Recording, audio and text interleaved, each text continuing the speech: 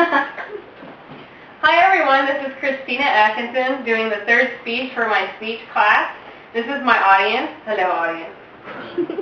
And cameraman James, as usual. Thank you for coming. In 1993, an epidemic hit the Seattle area, which unfortunately caused the death of 4 children and made 600 other people sick. It wasn't the swine flu, which everyone seems to be worried about today. It was E. coli poisoning from a very famous restaurant chain called Jack in the Box. At that time, it was the largest and deadliest E. coli outbreak in American history. The Jack in the Box epidemic was caused by poor heating of the hamburgers. And despite the news stories that we hear all the time about people getting sick from eating out in restaurants, it's a fact that restaurants are a part of American life. According to Wikipedia, as of 2006, there are approximately 215,000 full-service restaurants in the U.S., and also about 250,000 fast food restaurants in the U.S. as well. The Restaurant Association surveys, according to the Christian Science Monitor, says that we now spend about half of our average food budget eating out, compared to just 25% in 1955.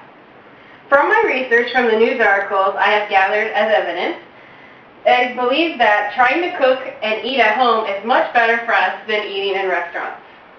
There are 2 important reasons why cooking at home is better than eating at a restaurant. First of all, you save money, and second of all, you can avoid getting sick and doing other harmful things to your health. So cooking at home is better than eating at a restaurant because it is cheaper and healthier. First, I will tell you how cooking at home is cheaper than eating out at a restaurant.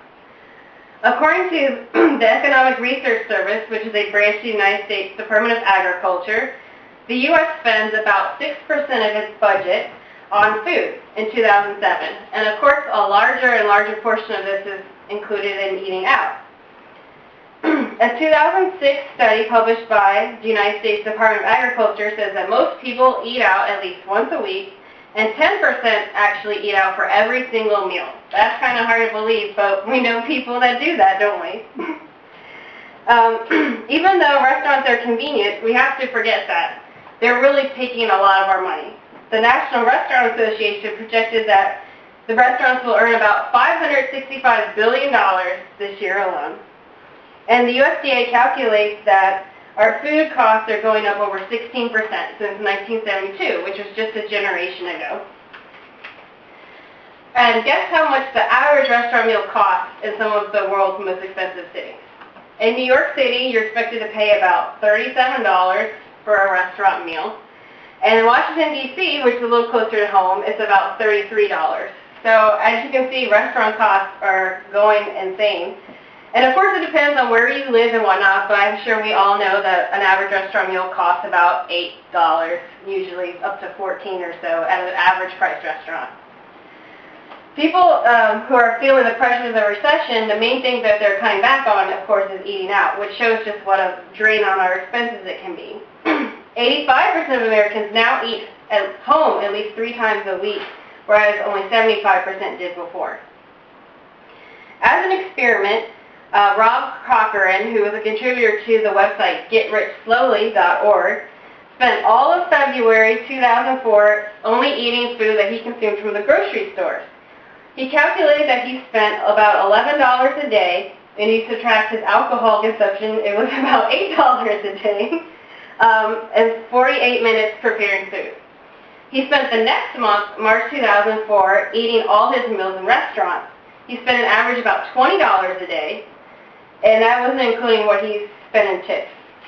So as you can see, it costs significantly more money to eat out every day than eating at home. Just cutting back on one meal alone can save you lots of money. A testimony from a contributor to freemoneyfinance.com said, "I never really noticed how much money I was just putting down the drain, but when I start keeping like bread, peanut butter, and soft drinks at work, I saved over $200 not going to the restaurant.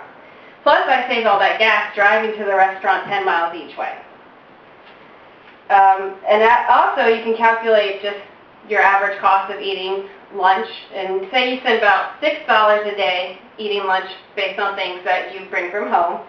So that's about $30 a week. And if you were spending, $10 whatnot, then your savings are over $200 for the year. Just doing that.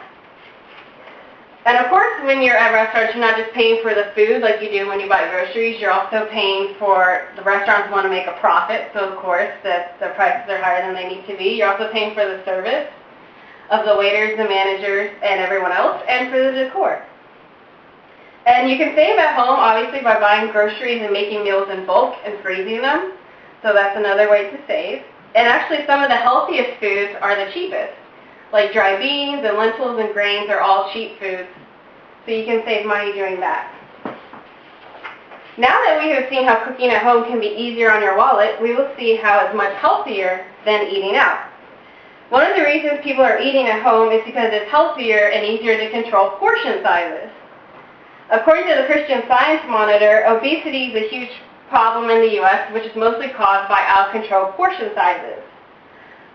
Portion sizes are a huge problem because when restaurants actually do try to scale back, customers complain because they're used to eating, this plate's this large, and then you count it down to a plate this large, they're like, where's all my food? So it's hard for restaurants to even want to commit to being healthier to actually cut back.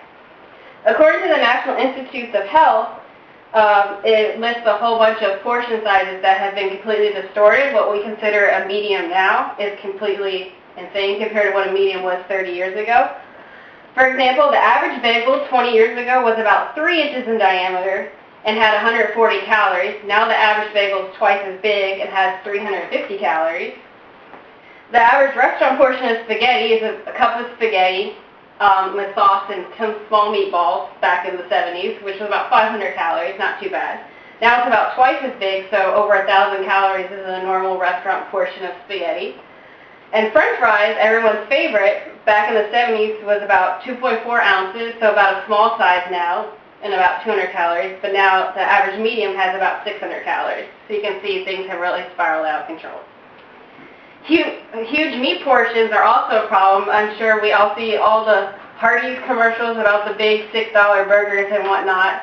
But the average protein intake should be about 5 to 7 ounces in a meal. And if you think of a deck of cards, it's about 3 ounces. So you shouldn't eat more than 2 decks of cards of meat. But of course, you're eating a whole lot more than that.